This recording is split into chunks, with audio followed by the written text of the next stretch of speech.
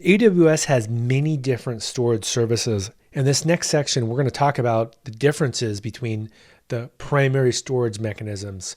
Let's start off by discussing an overview of these applications. So there's S3, which is simple object storage. So this is an object level storage device. We've got EBS, which is block level storage. We have EFS, which is really an NFS service that AWS manages. We've got Archive with GLACIER. We've got Snowball, which is for offsite import. So you can grab huge terabytes of data and import it via an external device. You've got Snowball Edge, so you can move in huge quantities of data via this edge-based device. And then you also have AWS Snowmobile, which is a pretty interesting service where you can literally take a truck full of data and move that into AWS. And then you've got the AWS Storage Gateway here. And what that does is allows your private data center here, you can actually take that and upload it into the Storage Gateway. So let's break these down one by one here and talk about some of the characteristics of EBS. EBS allows you to create individual storage volumes and attach them to EC2 instances. And this is a block level storage. And the volumes are automatically replicated amongst the availability zones, right? So you can see that these AZs are automatically taking care of copying the data back and forth. They also can be backed up to S3. So you can create snapshots and keep these volumes there. So some of the use cases are boot volumes and storage for Amazon, data storage for file systems, database hosts, enterprise hosts. There's lots of flexibility because of this ability to create these snapshots and restore them. Now let's break into some block versus object storage discussion here. So why would you use one versus the other? Well, let's talk about block here for a second. With block, what happens is you can update one piece of a file, right? So you can go through here and let's say you have a large 1 terabyte file here. You can actually update just a very small amount of it because this block allows you to make these incremental granular changes. But with object storage, you can't incrementally make a change to it. You actually have to update the entire thing. So the entire block actually gets updated. So that's really the big difference here is that in the case of S3, you have this object storage. And if you have very large files, it's great, but you can only make a change that's all at once. But if you have a block level device, you can make these incremental changes. So it's up to you to decide when you want to use one solution versus another. Now, block storage is typically faster and uses more bandwidth, but it is actually a lower cost. So we can say this is lower cost, this is a higher cost here. Now let's talk about some of the different EBS volume types that are available. So solid state drives are really the latest generation of EBS volume types, and they have very fast performance and a couple different flavors they come in. One of them is just a general purpose flavor, and those can get all the way up to 16,000 IOPS. But with provisioned IOPS, you can actually go all the way up to 64,000 IOPS on a specific EBS volume. Now there's a much slower type of older device, and that's the regular spinning hard disk. So SSDs are actually memory based, and HDDs are actually physical disks. And you can see here in terms of the IOPS here, these are only 500 or 250 in the case of cold. So the performance here is just off the charts, and this is very bad, right, in terms of performance. So this is really for situations where you want to infrequently access the data, and this would be your primary data store for IOPS intensive applications like deep learning, for example, or databases or things like that. So it's really important to know which one you're getting and how you're going to choose a specific workload. And also it's important to note that in the case of EBS, in very specialized situations, you even could stripe many EBS volumes together. And I've done this before in computer vision workflows where I've created volumes that had 200,000 IOPS, for example, by striping many different solid state drives together. Another thing to point out as well is that there's several use cases for each one of these. So in the case of the general purpose SSD, this would be for most workloads or virtual desktops, a development test environment. For provisioned IOPS, in this case, when would you want to use this? This would be maybe a database that's a very specific high performance database. Maybe it's an Oracle database that you need to actually get very high performance on. What about these older devices? When would you want to use these? This could be used in the cases of big data, right? Maybe the big data workload is actually used in parallel. It's used in a very inexpensive cluster like a Hadoop cluster or log processing. What about the cold storage here? When would you want to use this? This would be where you had cost was the most expensive or most important thing to consider. You would want to go to this cold storage option. All right, let's talk about some of the features of the Elastic Block Storage System. One of them is that you can create snapshots. So these can actually be point in time snapshots. And this is really important because you can keep track of a server at a specific time or a database at a specific time, and then also recreate a new volume based on that snapshot. You also can encrypt the volumes, and this is no extra cost. So this could be a way to increase the security of your application. Your data could be encrypted at rest. And then also in terms of elasticity, you can make these volumes go up. So maybe you start with 100 gigabytes. You can actually rapidly increase that to 100 terabytes, right? So you can change very quickly the volume types here. Or the size, and that's one of the key features. Another thing to be aware of as well is that these Amazon EBS volumes persist independently from the instance. So you can take it off and put it on one machine and then attach it to another thing. Another thing you can do as well is you can, as we discussed before, change the amount of IOPS that are associated with one instance versus another. Also, it is important to know that these snapshots, there is a charge associated with them. So if you're creating lots of backups, you will incur costs, and you have to be careful about how many snapshots you want to keep. Maybe you only keep 30 days worth of snapshots. And then also in terms of the data transfer, right? So if you're moving data in and out here, is that you always can do the inbound for free, but if it's outbound, it's going to cost money to do outbound transfer. All right, let's talk about another storage device, the object storage device, S3. So what are the things that are important to know about in terms of Amazon S3? One is that you can store as many objects as you want. So you can almost think of this as an infinite storage mechanism. It would be really difficult, in fact, to really store more data than they could actually support. And then in terms of bucket names, the bucket names themselves, they have to actually be unique. So that's one really important thing about bucket names. Also, Amazon S3 can't be used as a bootable drive.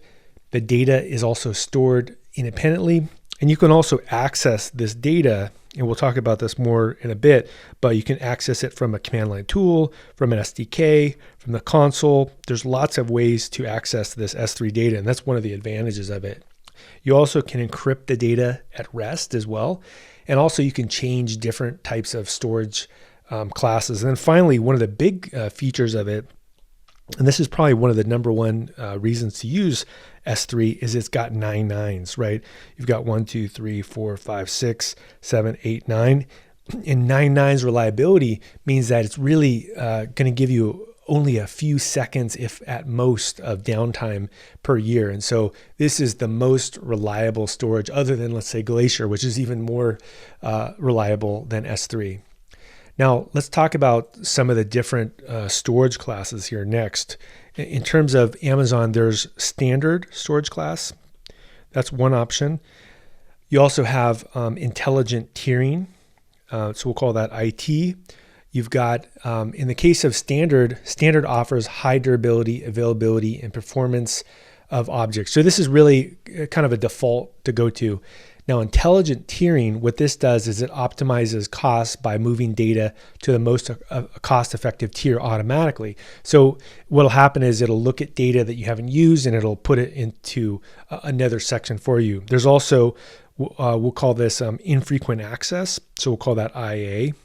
And with infrequent access, what that does is allows you to have data that's less frequently accessed. It'll actually reduce the cost. So this is a combination of low cost and high performance. And then you've got the S3 standard IA. So we'll call this S3 standard IA. And with that S3 standard IA, this is a way of accessing less frequently data, but you also need to have rapid access when you do need it. There's also S3 one zone infrequent access. So we'll call this S3 one zone infrequent access. And what that does is it just puts the data in one zone. And then finally, you've got a couple different GLACIER options here. We'll just call these the GLACIER options. And with the GLACIER options, these are the most cost effective. And these actually are able to keep your data accessed in this archive system, and it's the lowest cost and long-term retention option. So there's lots of different, the main takeaway here is that there's many different ways that you can use S3. So let's again break down here some of the differences between an object and a bucket here. So I think that's another really important thing to break down here is when would you care about an object and a bucket, and what are the different parameters here? Well, one of the things to be aware of is that with an object, the URL you're going to get will be something like, this is the region here. So let's go through and do this. This will be the region, and then you'll have a bucket name. So we'll call this, and then finally at the very end, you'll have the key.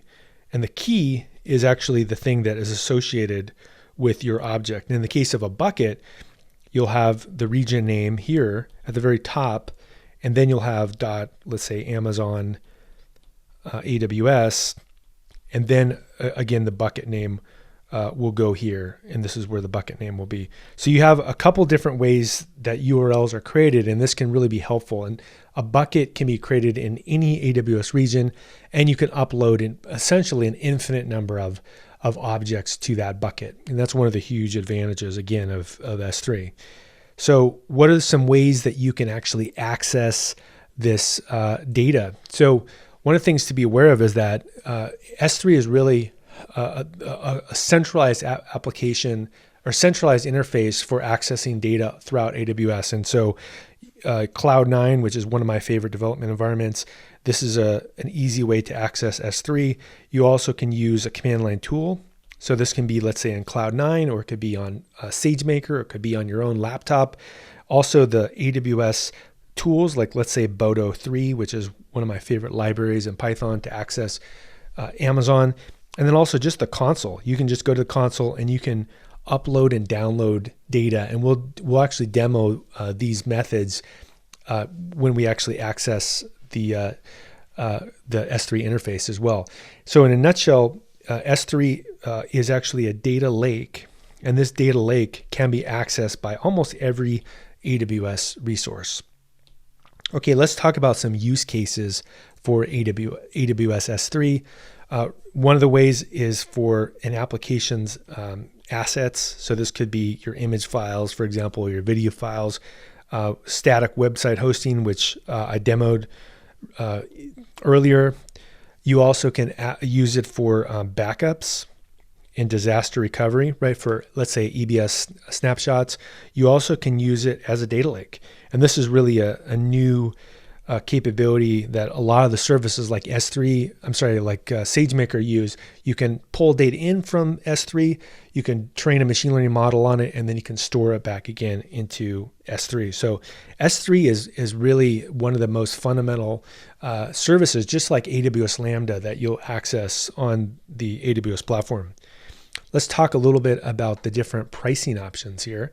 So in terms of pricing, in general, it's just like anything else. You're going to pay for only what you use, right? So pay for what you use.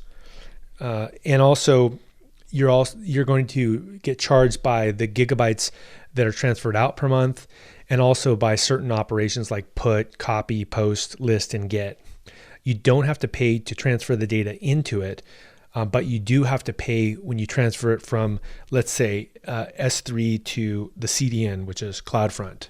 Another thing to be aware of in terms of pricing is that the storage classes that you use, they'll have different pricing models. So in the case of the standard storage, that's going to be a more expensive option, right? And then if you go to something like infrequently accessed storage option, that'll be a lower cost solution. So it really depends on what kind of storage option that you use, but they're constantly lowering the cost for these on a semi-regular basis. So let's move on now to the Elastic File System, one of my favorite features of AWS. What is this? This is a NFS mounted managed storage system for AWS. And NFS has been around for several decades. I used it when I was working at Caltech. This was how our Unix cluster worked at the university. It's also used a lot in film pipelines. I've used it at Disney Feature Animation, Weta Digital, Sony ImageWorks. All these companies in film pipelines use NFS, and now it's moving on to the cloud. And it's a perfect environment for things like, again, machine learning, big data, also for petabyte scale, low latency data as well. And also the fact that it's been used for so many decades, it works really well in a Linux-based environment. So that's another big takeaway with Elastic File System.